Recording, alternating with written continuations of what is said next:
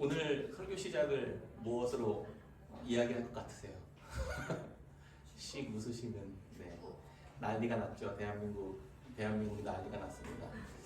3차전 경기를 우리 대한민국 경기를 앞두고 데이터 업체인 그 그레이스 노트가 한 기사에 따르면 그 그레이스 노트가 예상한 대한민국 16강 진출 가능성은 11%였다고 합니다. 11%. 어느 다른 기사에서는 9%다 이렇게 이야기하는데도 있었던 걸 본 것 같아요. 우루과이가 49%, 가나가 41%, 대한민국은 11%. 가장 낮았던 확률을 가지고 있었던 대한민국이 16강에 진출했습니다. 이 10% 안팎의 기적 같은 가능성을 뚫고 드라마 같은 이런 이야기들을 우리에게 또 펼쳐주셔서 대한민국 선수들에게 너무 감사하고, 지금도 우리 하나는 아직도 그 감동에서 벗어나지 못해가지고 아빠 우리 16강 진출했대 이러고 이야기꽃이 가는 곳마다 축구 이야기로 지금 뭐 난리가 났습니다. 뉴스에서는 계속해서 마지막 그 역전의 드라마 같은 골 장면들을 계속 보여주고 있고, 이제 우리가 16강에서 만날 브라질 대표팀은 대표팀을 꺾고 우리가 8강에 갈 확률은 14.41%라고 합니다. 그리고 또 다른 데서는 뭐 32% 정도 된다 이렇게 예측을 했는데요. 16강 진출 가능성보다 훨씬 높습니다. 그래서 가능성 확률로만 하면 우리가 소망이 있다 이런 생각을 해보고, 그래서 8강에 진출해서 우리 일본이랑 또 한일전 한번 붙어보는 것도 솔솔 이야기들이 나오고, 이렇게 재미있는 볼거리들과 또 흥미로운 이야기들이 계속 우리 주변에 이야기가 나옵니다. 그런데 우리는 다시 또 하나님의 말씀으로 돌아와야겠죠. 정신을 또 바짝 차리고 우리들의 이런 상황을 전도서의 눈으로 본다면 어떨까 제가 생각해 봤습니다. 지금 이렇게 즐겁고 행복한 시간들에 제가 찬물을 한번 껴안아 보겠습니다. 결론은 헛됩니다. 결론은 헛됩니다. 잠시 우리가 흥분을 가라앉히고 언제부터 우리들의 삶에 축구가 이렇게 큰 영향을 주었나 한번 곰곰이 생각해 보십시오. 평소에 K리그 좀 보십니까? 한 번이라도 내가 본 적 있다. K리그 직관해 본 적 있다. TV에서라도 내가 한번 경기를 다 본 적 있다. 없죠. 저도 그렇습니다. 생각해보면 월드컵 경기가 있을 때만 우리는 이렇게 환호하고 즐겁고 이렇게 관심을 갖고 그러는 것 같습니다. 16강이든 8강이든 19일 밤에 올해 축구 피파 경기가 결승전이 끝나고 나면 우리의 일상은 또 반복되며 살아가게 될 것입니다. 한 달, 1년, 10년, 20년 이렇게 지나면 오늘의 이 감동과 즐거움과 환희가 여전히 남아있을까요?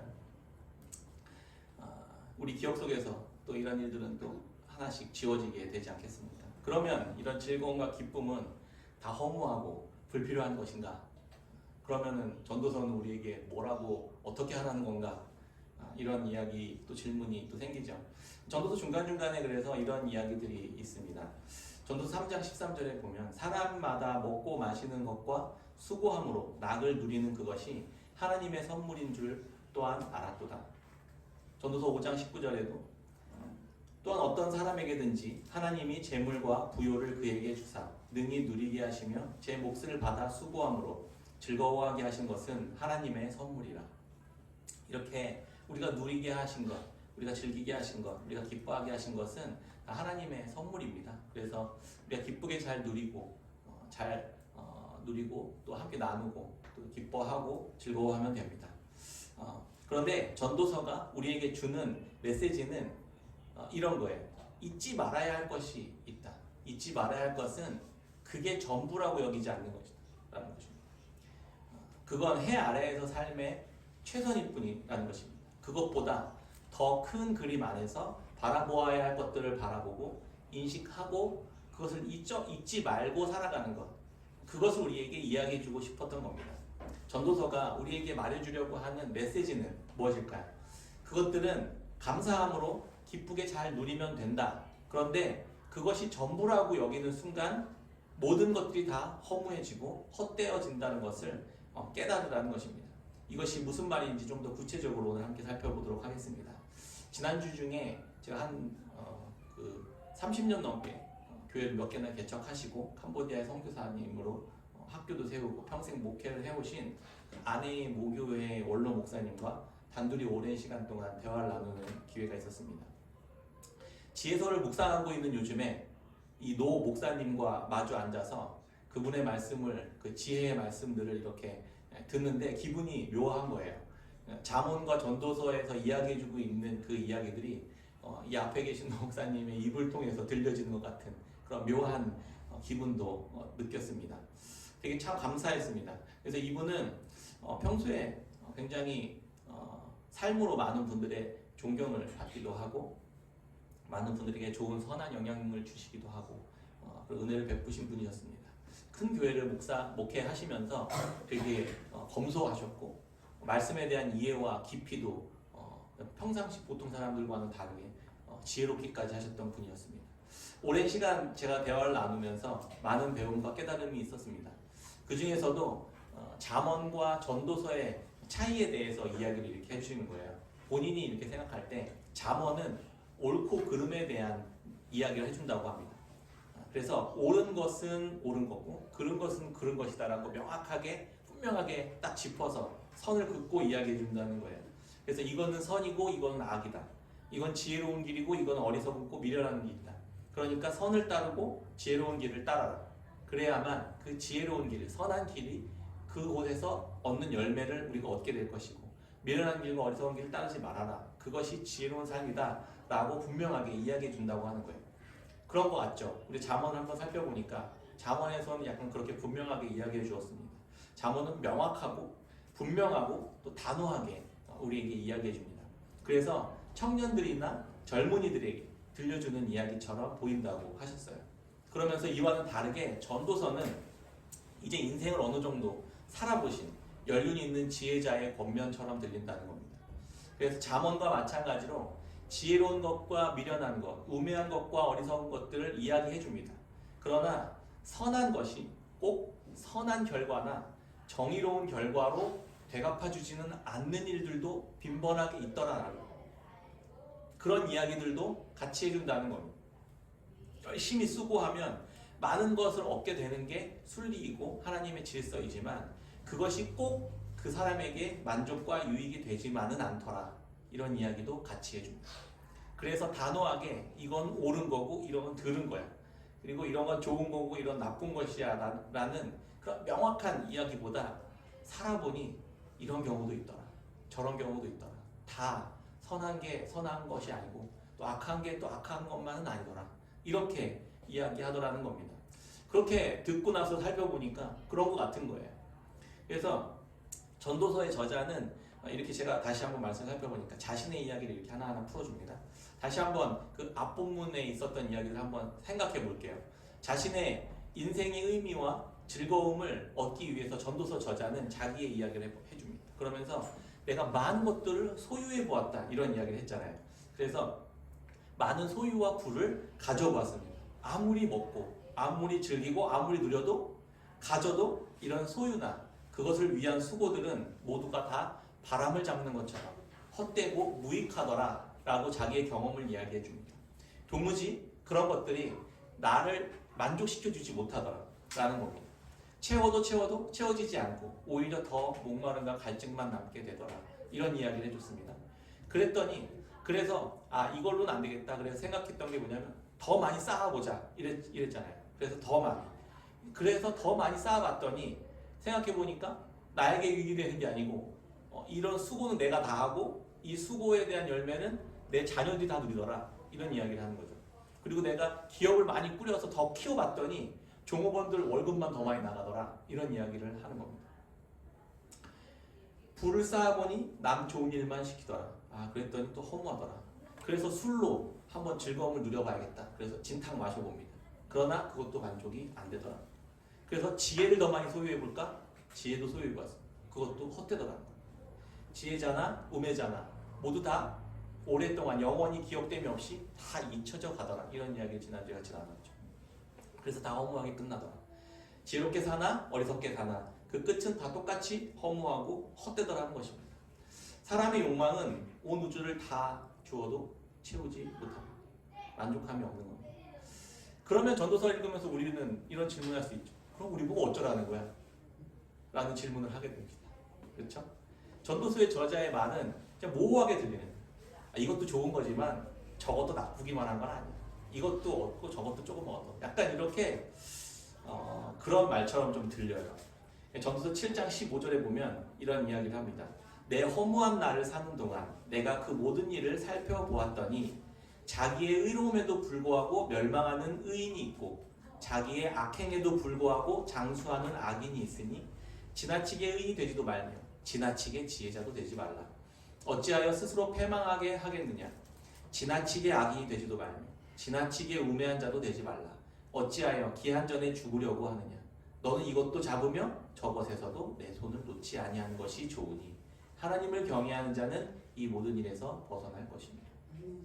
아멘. 아멘이지만 젊었을 때 어른들의 이런 말을 들으면 저는 좀 답답해했었던 사람 중에 하나였던 것 같습니다. 답답함을 넘어서 이런 표현은 좀 그렇지만 비겁해 보였습니다. 오르면 오른 거고 그러면 그런 거지. 어떻게 회색지대에 있는 사람처럼 무책임하게 그렇게 이야기하는 것처럼 약간 교묘하게 약간 줄다리기 하는 것처럼 그렇게 들렸습니다. 애매모호한 이야기를 하는 것처럼 들렸고 전도사가 그래 많은 걸 갖고 많은 걸 누려보니까 살아보니까 점점 비겁해지는 거 아닌가 이런 생각을 하기도 했었습니다. 너무 한쪽으로 치우쳐서 유별나게 살지 말고 적당하게 그냥 잘 묻어가면서 중도를 지키면서 지내라는 말처럼 들렸습니다. 의로운 것이나 지혜로운 것이 악한 것이나 우매한 것과 별반 다를 게 없어 라고 이야기하는 거예요. 그러니까 적당하게 살아 이렇게 이야기하는 것처럼 들리겠습니다. 그런데 모두가 다 죽음이라는 것을 앞당기는 일이라는 것을 깨닫게 되었습니다. 어떻게 살든 다 큰 차이가 없다는 거예요. 그게 현실이라는 겁니다. 이런 말을 들으면 회의감이 들죠. 그럼 뭐하러 착하게 살고 뭐하러 의롭게 살고 뭐하러 정의롭게 살겠습니까? 내가 만약에 의롭게 살고 정의롭게 살려고 해봤습니다. 정직하게 살려고 부단히 애썼습니다. 어려운 상황에 처한 사람들을 도왔습니다. 그런데 오히려 상이 아닌 벌이 내 삶에 찾아오는 경우가 많이 있다는 겁니다. 의로운 삶을 살면 살수록 정의로운 삶을 살면 살수록 그렇게 남을 돕는 삶을 살면 살수록 내 삶은 점점 궁핍해져 갑니다. 옳은 일을 해도 오히려 억울한 일을 당하기도 하고 악한 일을 했는데 오히려 오래오래 장수하면서 떵떵거리면서 하는 모습을 보면서 정말 어떻게 하면 좋은가 이런 생각을 하게 되죠. 그런데 전도서의 기자는 이렇게 질문하는 거예요. 그런데 정말 의롭게, 정말 정의롭게, 정말 당신이 완벽하게 그렇게 살아낼 수 있겠어요? 라고 질문하는 겁니다. 전도서는 정확하게 우리의 전국을 찔러줍니다. 정말 당신은 의롭습니까? 전도 7장 20절부터 29절의 이야기를 한번 읽어드립니다. 선을 행하고 전혀 죄를 범하지 아니하는 의인은 세상에 없기 때문이로다. 또한 사람들이 하는 모든 말에 내 마음을 두지 말라. 그리하면 내 종이 너를 저주하는 것을 듣지 아니하리라. 너도 가끔 사람을 저주하였다는 것을 내 마음도 알고 있느니라. 29절입니다. 내가 깨달은 것은 오직 이것이라. 곧 하나님은 사람을 정직하게 지으셨으나 사람이 많은 꾀들을 낸 것이니라. 우리의 마음을 꿰뚫고 있습니다. 하나님은 우리를 정직하게 만드셨지만 우리 스스로 꾀를 부려서 죄 가운데 거하게 되었다는 것입니다. 그래서 우리 모두는 죄인이라는 것입니다. 이게 본질적인 문제예요. 그래서 해 아래에 의인은 한 사람도 없다. 이게 전도서가 이야기하고 있는 전제예요, 전제. 이 땅은 모두 죄인들이 이렇게 똘똘 뭉쳐서 모여 살아가는 그러한 세상이기 때문이라는 거예요. 그래서 전도서는 한 사람의 죄로 인해 죽음 안에 갇힌 해 아래에서의 삶이라는 것이 우리의 인생이다 라는 것을 계속 기억하라고 이야기해주고 있습니다. 우리가 놓여진 처지는 곧 들어올 심판과 죽음이라는 시간 앞에 놓인 시한부 인생 같은 존재라는 것, 그것을 염두에 두고 지금 계속 이야기하고 있는 것을 우리가 기억해야만 합니다. 로마서는 이 이야기를 신약에선 이렇게 들려줍니다. 로마서 5장 12절입니다. 그러므로 한 사람으로 말미암아 죄가 세상에 들어오고 죄로 말미암아 사망이 들어왔나니 이와 같이 모든 사람이 죄를 지었으므로 사망이 모든 사람에게 이르렀느니라. 아멘. 사망이 모든 사람에게 이르렀습니다. 우리 모두는 죄인이기 때문에 다 죽음 앞에 설 수밖에 없는 존재다라는 것을 이야기하고 있습니다. 전도서 기자가 이 생각을 전제로 하고 말하고 있다는 사실을 이해하지 못하면 사실 전도서를 제대로 이해할 수가 없는 거예요. 인생을 포기한 회의주의자의 이야기처럼 들리기도 하고 이상한 말을 하고 있는 것처럼 들리기도 하기 때문입니다. 일반적으로 이렇게 해석하는 그 해석이랑은 다른 4차원의 생각을 하고 있는 사람처럼 들립니다. 전도서 기자는 이 이야기를 제대로 설명해 주기 위해서 한 비유를 끌어옵니다. 오늘 본문 말씀입니다. 10장 1절입니다. 같이 한번 읽어볼까요? 10장 1절 시작. 죽은 파리들이 향기름을 악취가 나게 만드는 것 같다. 적은 우매자가 지혜와 존귀를 난처하게 만드느니라. 향기름에 한 마리의 파리가 빠져 죽었습니다. 그 똥파리 한 마리가 죽어서 그 향기름 전체를 썩게 하고 악취가 나게 만들어 버렸습니다. 그러면 그 향기름 전체를 어떻게 하겠습니까? 주인은 못 쓰게 되는 거죠. 버리는 겁니다. 한 사람이 인류 전체를 죽음으로 몰았던 것을 상기시키는 말씀입니다. 모든 사람이 죄 아래에 놓여져서 죽음과 사망을 맞게 되었습니다. 그러니까 그 아래에 있는 모든 것들이 좋은 것이라고 생각했던 것들까지도 다 죽음 앞에 사라지게 되는, 심판을 받을 수밖에 없게 되는 상황에 놓여져 있다라는 것을 이야기하고 있습니다. 전도서 기자는 그래서 죽음 아래에 놓인 인생이라는 더 큰 그림 안에서 삶을 바라보니까 사고의 생각과 관점이 다 달라지는 거예요. 그래서 이 죽음이라는 결론을 전제로 놓고 우리 앞에 펼쳐진 삶을 바라보라는 겁니다. 우리 모두는 이 죽음이라는 무시무시한 녀석 앞에서 모두가 다 연기처럼 사라져버릴 존재들입니다. 모든 소유나 관계나 모든 것이 다 죽음 앞에서 끊어지게 될 것입니다. 이런 상황에 놓인 것이 우리들의 피할 수 없는 운명이라는 것을 잊지 말고 기억하라는 겁니다. 전도서는 계속 반복적으로 이 이야기를 중간중간에 계속 넣어놨습니다. 전도서 7장 2절 말씀입니다. 초상집에 가는 것이 잔치집에 가는 것보다 나으니 모든 사람의 끝이 이와 같이 됨이라. 산자는 이것을 그의 마음에 둘지니라. 4절입니다. 지혜자의 마음은 초상집에 있으되 우매한 자의 마음은 혼인집에 있느니라. 전도자는 이 똥파리의 비유를 하기 전에 그 앞 문맥에서 또 하나의 중요한 구약의 이야기 하나를 가져와서 이 이야기를 설명해 줍니다. 사무엘하 20장 14절부터 22절에 나오는 말씀입니다. 아벨성 여인의 지혜라고 알려진 이야기인데요. 사실 이 이야기 아마 잘 모르시는 분들이 아마 대부분일 거예요. 다윗이 왕으로 있었는데 그의 아들 압살롬이 반란을 일으킵니다. 그래서 그의 아버지 다윗을 왕궁에서 쫓아내요. 그리고 자기가 왕이 되어버립니다. 그런데 다윗이 그 압살롬을 일망타진하고 다시 성에 복귀하게 됩니다. 그 압살롬 무리들을 다 처단하고 그 부하인 요압 장군을 중심으로 해서 다시 이 전세를 역전시켜서 다시 이 성전으로 입성합니다. 이때 세바라고 하는 한 불량배가 등장합니다. 그 예루살렘 성에 남아있었던 그 세바라는 그 불량배가 다윗을 나는 도저히 왕으로 받아줄 수 없다 이러면서 한 번 더 반란을 일으킵니다. 이 나머지 잔당 역할하는 거죠. 이 무리는 다윗의 군사령관이었던 요압을 중심으로 추격을 당하기 시작합니다. 그래서 요압이 가서 진멸시켜 버리려고 쫓아갑니다. 그래서 이 세바라는 이 일당, 이 불량배 무리들이 그 아벨성이라는 작은 성에 숨어 들어가요.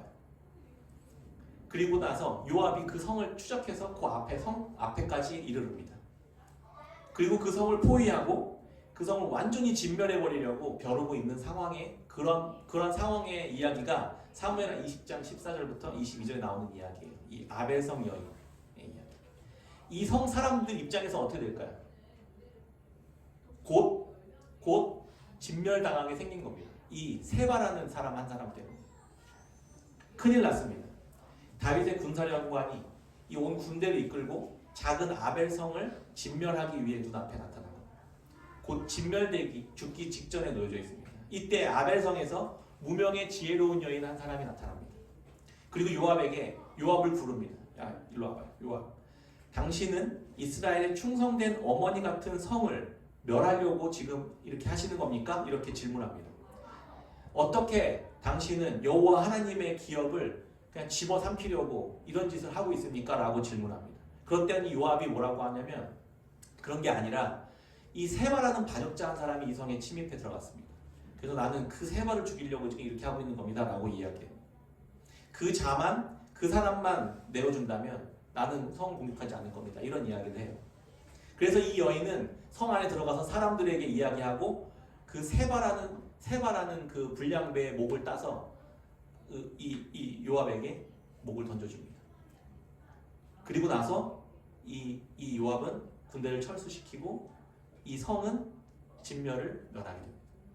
이 이야기, 본문의 이야기를 가지고 염두에 두고 오늘 본문을 같이 한번 읽어볼게요. 9장 14절입니다. 15절까지 같이 한번 읽어볼까요? 9장 14절부터 15절입니다. 시작. 곧 작고 인구가 많지 아니한 어떤 성읍에 큰 왕이 와서 그것을 에워싸고 큰 흉벽을 쌓고 치고자 할 때에 그 성읍 가운데 가난한 지혜자가 있어서 그의 지혜로 그 성읍을 건진 그것이라. 그러나 그 가난한 자를 기억하는 사람이 없었도다. 이 이야기가 이제 이해가 되시죠? 무슨 이야기를 하고 있는지. 아벨성 전체가 세바라는 죄인 한 사람이 숨어 들어와서 그로 인해 전체가 진멸당할 위기에 처했습니다. 그 성의 사람들은 의로운 자든 선한 자든 불의한 자든 부자든 그게 무슨 의미가 있겠습니까? 이제 곧 요압이 군대를 이끌고 쳐들어오면 그 안에 있었던 선한 사람들은 선하니까 피할 수 있을까요? 아무 의미 없다는 거예요. 곧 모든 죽음 앞에 다 진멸될 수밖에 없는 처지에 놓인 그 상황을 이 비유로 이야기해 줍니다. 이때 아벨성 여인의 지혜가 진멸될 뻔한 성읍 전체를 구해준다는 이야기를 지금 하고 있는 겁니다. 그 죄의 문제를 무명의 지혜로운 여인 한 사람이 해결해 버립니다. 지혜가 강력한 군대보다 더 힘이 강하다는 말이 이때 사용되는 겁니다. 그 아벨성 여인이 누구인지 이름이 여전히 밝혀져 있지 않습니다. 무명의 가난한 지혜로운 여인이다. 이렇게만 알려줘요. 그 여인이 이 성읍 전체를 구했습니다. 그런데 그 여인을 기억하는 사람은 한 사람도 없더라 라는 말입니다. 게다가 여기서 더 나아가서 그 성읍에서는 그 여인이 멸시를 받게 되었다. 이런 얘기입니다. 전도서 9장 16절. 그러므로 내가 이르기를 지혜가 힘보다 나으나 가난한 자의 지혜가 멸시를 받고 그의 말들을 사람들이 듣지 아니한다 하였노라. 전도서는 의도적으로 우리를 포함한 이 역사 속 인류의 모든 운명이 이 상황과 동일한 상황에 처했다라고 이야기해주고 있는 겁니다. 에덴 동산에 아담 한 사람을 통해 죄가 침투했습니다. 그로 인해서 모든 사람들이 진멸당할 위기에 처했습니다. 이때 무명의 가난한 지혜자가 등장합니다. 바로 예수 그리스도이십니다. 그분은 우리를 구원하기 위해 하나님의 진노와 심판 앞에 나아가 죄의 문제를 해결하셨던 겁니다. 아벨성 여인은 죄의 당사자인 세바를 찾아서 목을 베었지만 예수 그리스도는 우리 죄를 대신해서 자신의 목을 내어놓으신 겁니다. 그렇게 하고도 그분은 사람들에게 멸시를 받습니다. 마가복음 6장 1절입니다. 예수께서 거기를 떠나사 고향으로 가시니 제자들도 따르니라. 안식일이 되어 회당에서 가르치시니 많은 사람이 듣고 놀라 이르되 이 사람이 어디서 이런 것을 얻었느냐? 이 사람이 받은 지혜와 그 손으로 이루어지는 이런 권능이 어찌 됨이냐? 이 사람이 마리아의 아들 목수가 아니냐? 야고보와 요셉과 유다와 시몬의 형제가 아니냐? 그 누이들이 우리와 함께 여기 있지 아니하냐 하고 예수를 배척한지라. 예수님은 우리에게 아벨성 여인의 지혜가 되어주셨습니다. 해 아래 죽음의 권세 아래에서 아무리 발버둥 쳐도 아무리 선한 행실을 해도 아무리 의로운 짓을 해도 허무와 공허와 헛된 삶, 결국에는 진멸당할 수밖에 없는 우리들에게 자신이 친히 자기의 목을 내어줌으로 우리를 살리시는 은혜를 베푸신 것입니다. 이제 아벨성을 진멸시키려 했던 죽음과 이 진노의 심판은 예수 그리스도의 십자가의 죽음으로 인해 물러가게 되었고 아벨성 안에 있는 사람들은 모두 생명을 얻게 된 것입니다. 우리가 그렇게 은혜를 받은 자입니다. 이제 죽음은 떠나갔고 생명과 일상의 기쁨이 우리들이 우리들 안에 일상의 기쁨이 다시금 회복되었던 것입니다. 이런 은혜를 입은 사람들, 그런 사람들은 어떻게 살게 될까요? 아브라함의 이야기를 또 한번 해보겠습니다. 아브라함은 조카 롯과 함께 살면서 재물과 가축들이 많아지고 가족들이 늘어나기 시작했어요. 그랬더니 함께 살던 그 땅에서 더 이상 살 수 없는 거예요. 싸움이 일어나기 시작했습니다. 그랬더니 아브라함이 롯에게 이렇게 이야기합니다. 너가 원하는 곳, 이 넓은 땅이 있으니까 너가 원하는 곳 너가 먼저 선택해. 나는 너의 반대편으로 갈게. 이 이야기 아시죠? 그래서 조카 롯은 어디 선택합니까? 눈에 보기에 좋고 풍요로운 소돔 땅을 선택해서 그 곳으로 가지 않습니까? 그리고 아브라함은 그곳과 반대인 척박한 땅으로 가서 자리를 잡습니다. 더 좋아 보이든 더 좋은 것을 선택하는 관계없었습니다. 아브라함의 눈에는 뭐예요? 그런 게 중요한 게 아니에요. 아브라함의 눈에는 하나님과 내가 동행하고 있는가가 더 중요하다는 사실이라고. 하나님과 함께함이 내가 살아가는 삶이 참 의미이고 내가 영원한 생명 가운데 속한 삶이라는 것을 아브라함은 잘 알고 있었습니다. 결국 그렇게 좋은 것들을 선택하고 그렇게 풍요로운 것, 탁월한 기술과 발전들을 가지고 있었던 그 소돔 땅은 진멸당하게 돼요. 아브라함이 롯을 구하기 위해 오히려 거꾸로 그를 구원자로 찾아 나섰던 거죠. 우리의 삶은 어떻습니까? 그게 더 중요한 것이든 그냥 좌를 선택하든 우를 선택하든 그런 게 중요한 게 아니라 우리의 마음이 우리의 생명 되시고 우리의 지혜자 되신 예수 그리스도께 있느냐, 그 안에 있느냐, 그것을 받아들일 준비가 되었느냐, 이게 더 중요하다는 것입니다. 말씀을 맺겠습니다. 로마서 5장 17절부터 21절까지의 말씀이 그래서 이런 의미입니다. 한 사람의 범죄로 말미암아 사망이 그 사람을 통하여 왕노릇하였은즉 더욱 은혜와 의의 선물을 넘치게 받는 자들은 한 분 예수 그리스도를 통하여 생명 안에서 왕노릇하리로다.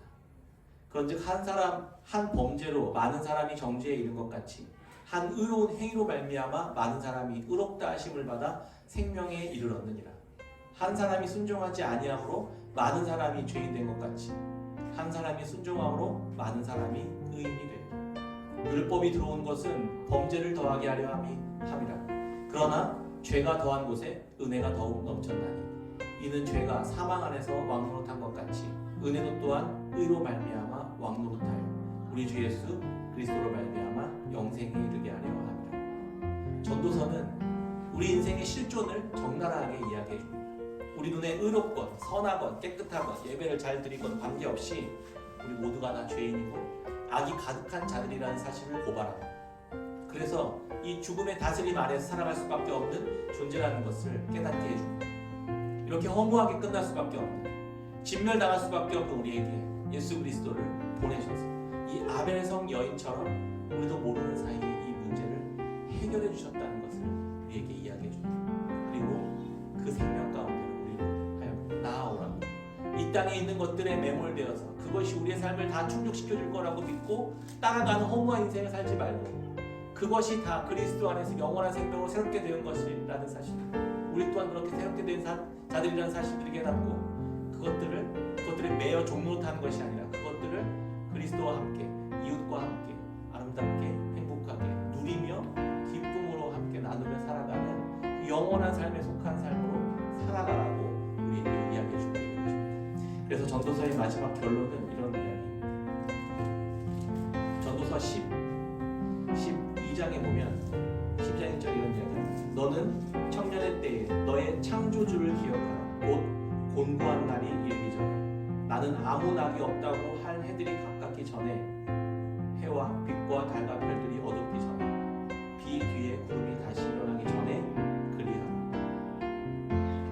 곤고한 날이 이르기 전에 창조주를 기억하며 살아가는 삶, 우리 예수 그리스도를 늘 기억하며 살아가는 삶, 그분으로 인해 영원한 생명에 참여하게 되었다는 것을 기억하며 살아가는 삶, 이분이 없으면 이 땅에 있는 모든 것들은 다 허무하게 끝날 수밖에 없다는 것을 기억하며 살아가는 삶, 그것이 전도서가 우리에게 이야기해주는 지혜의 말씀입니다.